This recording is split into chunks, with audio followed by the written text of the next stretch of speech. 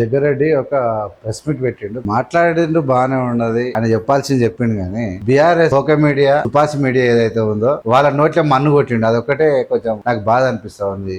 ఏంది అంటే పొద్దున్న దాకా తెలంగాణ వాళ్ళకి ఏం పని లేదు, రేవంత్ రెడ్డి మీద ఏదో ఒక వార్త వేసుకుంటే బతుకుదెరువు అవుతుంది కాబట్టి వాళ్ళు బతకనిస్తే బాగుండేది. కానీ జగ్గారెడ్డి ఏం చేసినంటే ఈ జొల్లుగాళ్ళ నోట్ల మట్టి కొట్టిండు.